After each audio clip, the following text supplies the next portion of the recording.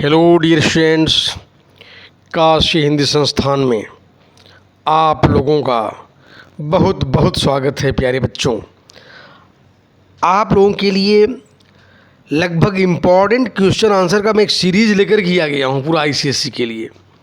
लगातार ये क्रम जारी रहेगा बच्चों।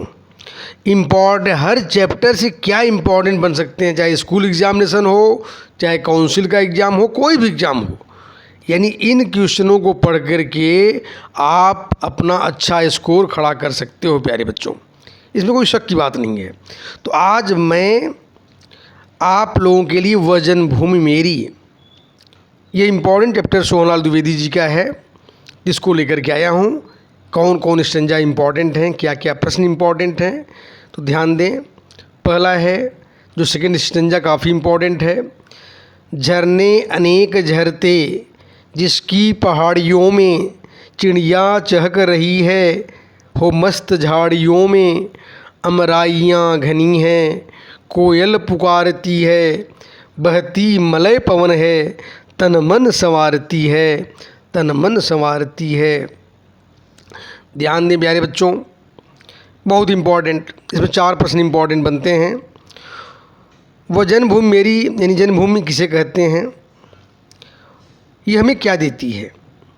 कवि ने जन्मभूमि को अन्य किन किन नामों से पुकारा है। तीसरा नंबर प्रश्न, कविता के रचनाकार के जीवन परिचय तथा साहित्यिक योगदान प्रकाश डालिए। चौथा नंबर, कवि ने मातृभूमि की विशेषताएं किस प्रकार प्रकट की हैं। तो 4 प्रश्न इम्पॉर्टेंट बने इसमें से। अब चारों का समाधान बता दूं मैं आप लोगों के लिए। ध्यान दें, जिस भूमि पर कोई भी नागरिक जन्म लेता है, इंसान जन्म लेता है, वह उसकी जन्मभूमि कहलाती है। यानी जहाँ जन्म ले, जिस भूमि पर, जिस देश में, वह राष्ट्र हमारा जन्मभूमि बन जाता है। जन्मभूमि अर्थात मातृभूमि की धरती पर पैदा हुआ अनाज और उसी के जल से हमारा पालन पोषण होता है। इसकी मिट्टी से ही, मिट्टी में हम खेल कर बड़े होते हैं। हमारा पालन पोषण, वैसे जान लो प्यारे बच्चों, माताएं 2 होती हैं, एक जन्म देने वाली माँ और एक जन्मभूमि। जो देश हमें, जिसकी मिट्टी को, जिसकी वायु को, जिसके जल को ग्रहण करके हमारा पालन पोषण होता है, हम बड़े होते हैं, सामर्थ्यवान बनते हैं। कवि ने जन्मभूमि को ही मातृभूमि, और ध्यान दें बच्चों, इस तरह से अब मैं दूसरे प्रश्न की ओर बढ़ रहा हूँ। यहाँ पर दूसरा नंबर जो प्रश्न है, कवि ने जन्मभूमि को अन्य किन नामों से, यानी किन किन नामों से पुकारा है। तो कवि ने जन्मभूमि को कई नामों से पुकारा है इस कविता में बच्चों। ये बहुत इम्पॉर्टेंट प्रश्न है। बहुत से बच्चे जो हैं घबरा जाते हैं, किन किन नामों से पुकारा है। जो जो नाम इस कविता में आया है इस जन्मभूमि को लेकर के, उसको लिखित कर देना है। कवि ने जन्मभूमि को मातृभूमि, पुण्यभूमि, स्वर्णभूमि, धर्मभूमि, कर्मभूमि, युद्धभूमि तथा बुद्धभूमि आदि नामों से पुकारा है। यही आंसर आप लोगों को लिखना है प्यारे बच्चों। अब मैं तीसरे प्रश्न की तरफ आ रहा हूँ। कवि के रचनाकार के जीवन परिचय तथा साहित्यिक योगदान प्रकाश डालें। ध्यान देने की बात है प्यारे बच्चों, कवि का जो जीवन परिचय और साहित्यिक योगदान की बात है, वो प्रीवियस वीडियो में सब कुछ दिया गया है। यानी कवि जान लें प्यारे बच्चों, यहाँ पर सोहनलाल द्विवेदी जी हैं। सोहनलाल द्विवेदी जी के बारे में आप डालेंगे प्रीवियस वीडियो में, मेरा सब कुछ दिया हुआ है। यानी डिस्क्रिप्शन बॉक्स में आपको लिंक भी मिल जाएगा, कोई घबराने की बात नहीं। प्रीवियस वीडियो देखना है आप लोगों को। और मैं चौथे प्रश्न की ओर आ रहा हूँ। कवि ने मातृभूमि की विशेषताएं किस प्रकार प्रकट की हैं। कवि ने मातृभूमि की विशेषताओं को, ध्यान देने की बात है प्यारे बच्चों, यानी कवि ने भारत भूमि को यानी गौरवशाली अतीत के रूप में वर्णन किया है। भारत भूमि साधारण भूमि नहीं बच्चों, वैसे भी कहा जाता है ना, गायन्ति देवा किल गीतिकानि धन्या स्तुते भारत भूमि भाग्य। इस भारत की भूमि में जन्म लेने के लिए देवता भी लालायित रहते हैं प्यारे बच्चों। और आप सभी लोग भाग्यशाली हो कि भारत की भूमि में जन्म लिए हो। और इस भूमि की लाज रखना, देश को आगे बढ़ाना हम सबका परम कर्तव्य है बच्चों। ध्यान दें, कवि ने गौरवशाली भारत के अतीत का वर्णन करते हुए मातृभूमि की महिमा का तारीफ किया है, बखान किया है। भारत में ध्यान दें बच्चों, यहाँ पर सब कुछ बड़ा सुंदर है, यानी हिमालय मुकुट के रूप में, और जो समुद्र हैं, समुद्र मन समझ लो हिंद महासागर, प्रशांत महासागर और सभी जितने सागर हैं मानो भारत के चरण को धो रहे हैं। गंगा, यमुना और कई नदियाँ जब भारत की भूमि में मिलती हैं प्रयागराज में, तो कितनी सुंदर हरियाली छटा बिखेरती है, हमारे जीवन को धन्य कर देती है। प्यारे बच्चों, यहाँ पर जो क्या नहीं है भारत की भूमि में, आम के वृक्ष पर कोयल कूकती है, मंद मंद धीरे धीरे वायु का प्रसारण भी सुंदर रूप से देखते हैं। यहाँ पर रग रग में लोगों में वीरता, शौर्यता और अन्य गुण भारत की भूमि में पैदा यानी हम लोग प्राप्त करते हैं। इतना ही नहीं प्यारे बच्चों, भारत में बड़े से बड़े महान व्यक्ति पैदा हुए इस भूमि पर। प्रभु श्री राम कृष्ण और भगवान बुद्ध, महावीर स्वामी, एक से एक संत महात्मा भारत की भूमि में जन्म लिए हैं। एक गौरवशाली भूमि में प्यारे बच्चों। अब मैं सीधा ध्यान दें, अब मैं दूसरा स्टेंजा की तरफ आगे बढ़ रहा हूँ। ध्यान दीजिए आप लोग, दूसरा स्टेंजा क्या है, इम्पॉर्टेंट बनते हैं बच्चों, ध्यान दो।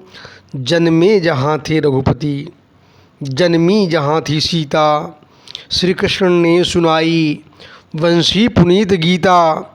गौरव गौतम ने जन्म लेकर जिसका सुयश बढ़ाया, जग को दया दिखाई, जग को दिया दिखाया।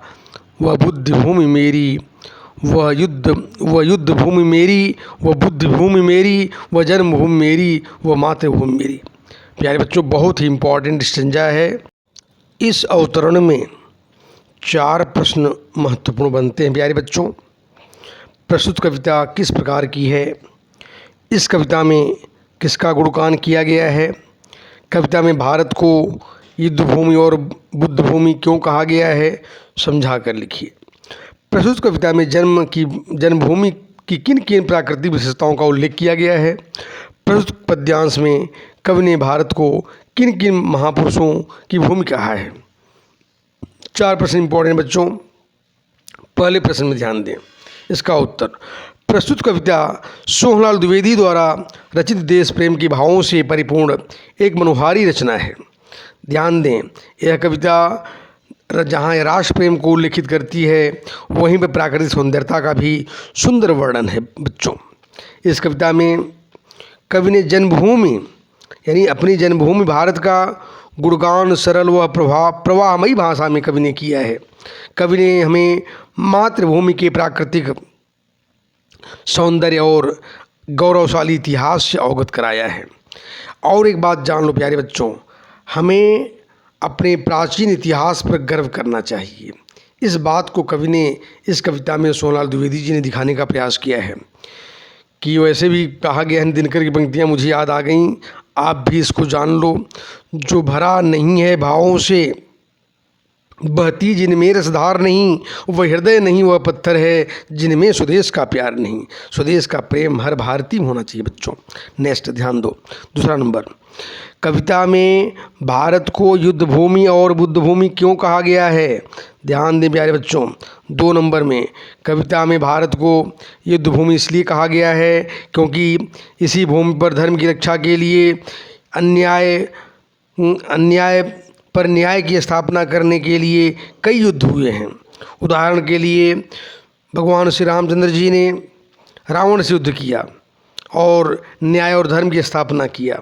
कौरवों और पांडवों में युद्ध हुए, यानी भारत में हुए, और रामायण महाभारत महाकाव्य भी भारत में उपलब्ध हैं। तो भगवान बुद्ध का जन्म भारत में हुआ, तो भारत भूमि को बुद्ध भूमि भी कहा गया क्योंकि भगवान बुद्ध ने यहाँ पर जन्म लिया। अहिंसा और प्रेम, सत्य, न्याय, यानी इन तमाम पहलुओं पर विचार भारत भूमि में यानी भारत भूमि में युद्ध के साथ साथ शांति का भी सुंदर वर्णन हुआ है बच्चों। ध्यान देने की बात है, यानी युद्ध के साथ शांति। यानी भगवान बुद्ध ने पूरे विश्व में अहिंसा परमो धर्म शांति की स्थापना की। तो इसका प्रचार प्रसार भारत में हुआ प्यारे बच्चों, इसलिए इसको बुद्ध भूमि के नाम से हम जानते हैं। अब तीसरे प्रश्न, यानी प्रस्तुत कविता में जन्मभूमि की किन किन प्राकृतिक विशेषताओं का उल्लेख किया गया है, इसका उत्तर भी जान लें प्यारे बच्चों। प्रस्तुत कविता में जन्मभूमि अर्थात भारत के प्राकृतिक सौंदर्य का वर्णन कवि ने बड़े सुंदर तरीके से किया है।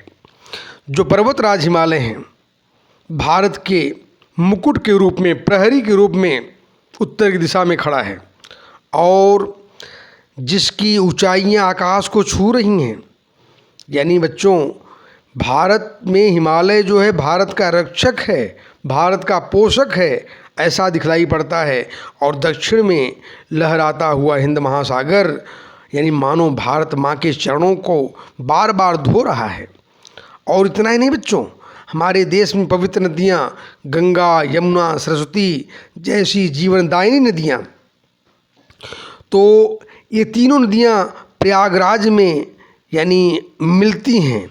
और मानो अब तो खैर वर्तमान समय में यह जो सरस्वती नदी है वह अब नहीं रही, अंतर्मग्न हो गई है धरातल में। इसलिए अब केवल 2 ही नदियां हैं वर्तमान समय, गंगा और यमुना। इनका मिलन आज भी प्रयागराज में त्रिवेणी में आप लोग देख सकते हैं। वो प्राकृतिक सौंदर्यता को वह निखारती है। मानो भारत की भूमि आज भी सोने को उपजाने वाली है, तमाम अनाजों को उपजाने वाली है। अब चौथे प्रश्न की ओर हम सीधे आ रहे हैं प्यारे बच्चों। प्रस्तुत पद्यांश में कवि ने भारत को किन किन महापुरुषों की भूमि बताया है। ध्यान देने की बात है बच्चों। प्रस्तुत पद्यांश में कवि ने देश की गौरवशाली संस्कृति का गुणगान करते हुए बताया है कि यहाँ पर मर्यादा पुरुषोत्तम श्री रामचंद्र जी पैदा हुए और पतिव्रता नारी सीता जी का जन्म हुआ। महाभारत के युद्ध में निष्काम कर्म करने वाले, प्रेरणा देने वाले भगवान श्री कृष्ण पैदा हुए, जिन्होंने अपनी बंसी की मधुर ध्वनि से सभी लोगों को आकर्षित कर लेते थे। और भगवान श्री कृष्ण ने भागवत गीता जैसे महत्वपूर्ण ग्रंथ, जो कि जीवन का एक दर्शन है, ऐसे ग्रंथ का उपदेश अर्जुन को सुनाया था। और बच्चों, भगवान बुद्ध की जन्मस्थली भी भारत भूमि में है। भगवान बुद्ध ने पूरे विश्व को यानी भारत की संस्कृति और भारत की महिमा, अहिंसा, प्रेम, न्याय, इन तमाम पहलुओं को पूरे विश्व को समझाया। बहुत बड़ी बात है बच्चों। इसके अलावा भारत के गरिमामयी स्वरूप का उल्लेख इस भारत की भूमि में हुआ है। इसको स्वर्ण भूमि, मातृभूमि, युद्ध भूमि, बुद्ध भूमि, पुण्य भूमि और कर्म भूमि जैसे नामों से यानी कवि ने पुकारा भी है। तो सोहनलाल द्विवेदी की यानी प्राकृतिक और राष्ट्रीय स्तर की जो या ऐतिहासिक पृष्ठभूमि को जितने सुंदर तरीके से मूल्यांकित किया है, बहुत कम कवियों ने ऐसी मनोहारी दृश्य का वर्णन किया हो प्यारे बच्चों। ध्यान देने की बात है, यह PDF का जो आंसर्स हैं यानी सारे चीज़ PDF फॉर्म में आपको टेलीग्राम चैनल में मिल जाएंगे। और ये बड़े पैमाने पर आप लाइक शेयर अपने मित्रों में अवश्य करें। धन्यवाद प्यारे बच्चों।